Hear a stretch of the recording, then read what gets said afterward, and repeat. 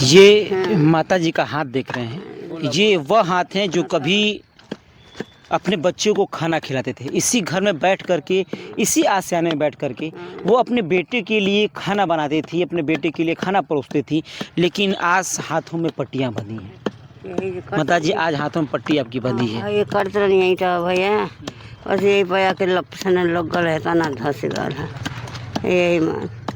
अब कैसे खाना बनाए, कैसे बर्तन माजे, बड़ी फजीहत बा हमार, केहू है नहीं खे। अब कहाँ रह रही हैं माता जी आप? का हैया प्लास्टिक डाल के? हाँ प्लास्टिक डल नहीं जब मरिया पतो अपने नैर भाग गई से कहाँ मन कर रहल जाई। हम तो कही रह पतो ये कहाँ रही हैं सन तो कुल वो तू घर देख के आई रही ना कि घर बाटे शादी हो गई भाई तो कुल घर दुआर देखे माई बाप बियाह कैन भैया। अब तो कुल भाग गई सब का करी हम के हमको सहारा बा, केहू पके वाला है नहीं खे। बड़ा फंसे बर्तन माजे के बा, झाड़े के बा, केहू करही वाला नहीं खे। कैसे हम तो हल करी, कोई सहारा के लिए ना आइले माता जी? नहीं केहू ना भैया, बड़ा मन कर। ये वो हाथ है, देखिए कैसे इनको चोट लगी है। सिर्फ अपने इस घर के ईंटों को हटाने के लिए, कम से कम इनके ईंटें तो बच जाए। घर तो सरकार ध्वस्त कर ही दी है, इनके घर को तोड़ तो दी है, लेकिन अब ये लोग सोच रहे हैं कि कैसे अपने इस ईंट को, जो कुछ ईंटें बची हैं, इसको हम अपने पास रख लें ताकि कभी ज़रूरत पड़ेगी तो हम अपने आशियानों को फिर से बना सकते हैं। कहीं जुगाड़े ना बैठल भाई, न पता कहिया ले बैठा यहाँ लोग, वही के जोहत हैं जाके कहीं जुगाड़ बैठा लोग के मन कर रहल जा। कहीं जुगाड़े ना बैठल, कैसे करत हूँ लोग भैया? हाँ इतना सब कोई इतना आयल है गयल है, कहीं जुगाड़ भी ना बताओ, कुछ ना बतेला, कुछ ना भाई। सब वही तो चारी और चमकी डल डल के आदमी बाहर। भैया बारिश में कैसे रहनी है? बारिश भी में कैसे रह बारिश पड़े बरसा हो जाए और ठेकान नहीं खे मन कर, कहाँ जाए। देखिए दादा ये देखिए क्या कर रहे हैं दादा, इधर आ जाइए। देखिए देख रहे हैं ना दादा, इन ईंटों से ये जो सीमेंट दिख रहे हैं अपना, इस सीमेंट में भी इनके पैसे लगे हैं। जो इसमें सपने इनके हैं, जो आज इस सीमेंट को लग कर जो छुड़ा रहे हैं ना, वो जब अपने आशियानों को बनाए थे, अपने सपने के घर को बनाए थे, तो इसे सीमेंट से इन्होंने जोड़िया की थी कि कितना मजबूत मेरा घर बनेगा, मेरा कितना मजबूत घर हो, वो कभी गिरे ना। लेकिन आज वह अपने इन्हीं हाथों से इन ईंटों के में लगे सीमेंट को छुड़ा रहे हैं कि फिर से मेरी ईंटें बच जाएं।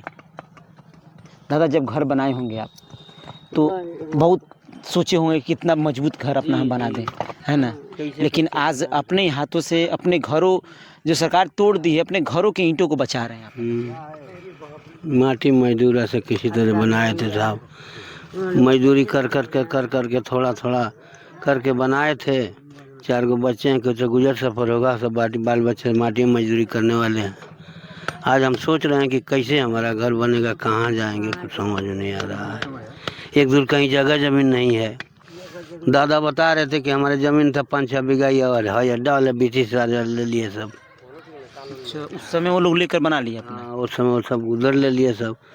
हाँ इधर ज़मीन बचा तो दादा अपना बाल बच्चा को यही में बसा रहे थे।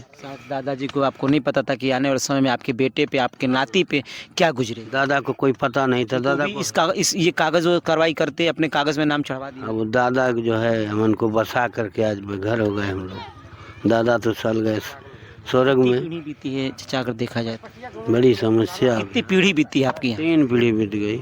दादा बाबू हमरो जब बीती गई, पापा दादा परदादा, 3 पीढ़ी बीत गई। 3 पीढ़ी में कभी ऐसा हुआ था कि कोई नहीं हटाने वाला था? नहीं, कोई हटाने वाला था नहीं। आज ऐसे सरकार है बेचारा कि जो है हम लोग को घर से बेघर कर दिया, वो भी बरसात में। कहाँ जाएंगे हम लोग, कुछ समझे में नहीं आ रहा है। कोई सहारे नहीं हम लोग का लग रहा है। कोई 15 दिन हो गए आज गन के 15 दिन, 26 तारीख के ढहल गिरल है धान खावर। तो ये सामान सब लाइन भी कट गया। उसी दिन लाइन काट दिए सब। टोटो चलाते थे कि बाल बच्चों का रोटी चले, टोटो भी उसी दिन से खड़ा। कोई चार्ज करने वाला करने नहीं देता है। कहीं अंधेरे में रहते हैं आप लोग? जी, कोई रोशनी नहीं है। कैसे का करें? इतनी दुख की बात है कि सोचिए अंधेरे में ये आपके बरसात के मौसम में अंधेरे में ये लोग रह रहे हैं।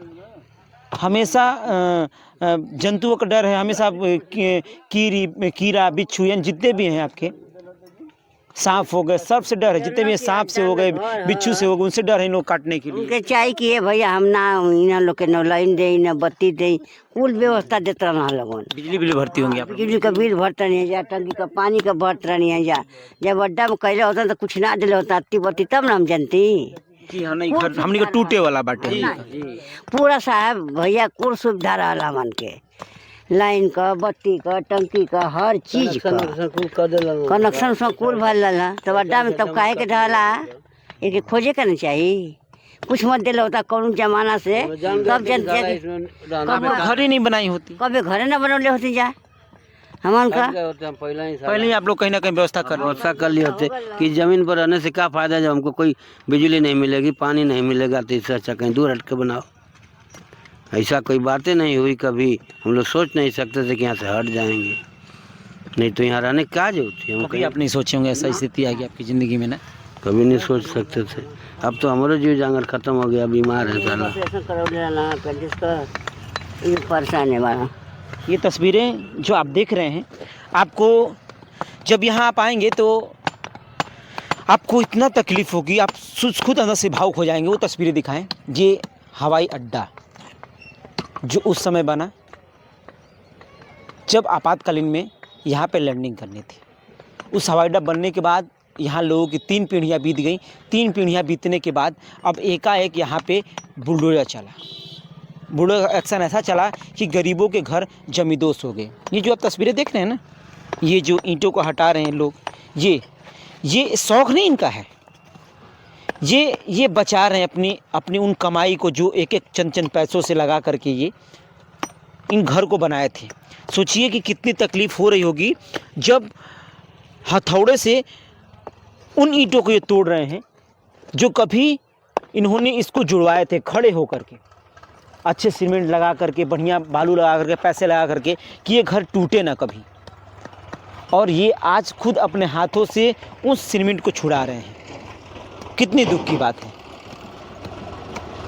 सरकार को इस ज़मीन को जमींदोज करना था तो कम से कम यहाँ के लोगों को एक बार हिदायत देती, नोटिस देती, एक बार तो कम से कम इन लोगों को समय देना चाहिए था कि आप लोग कहीं और चले जाइए और जा कर के गुजर बसर कीजिए, क्योंकि हम ये जो कि सरकारी ज़मीन है और हम यहाँ पे अपने व्यवस्था दुरुस्त करेंगे, अपनी चीज़ों को सही करेंगे।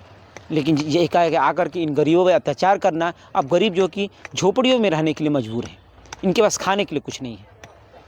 सोचिए आप, और इसके विषय में आप क्या सोचते हैं हमें ज़रूर बताइएगा। धन्यवाद।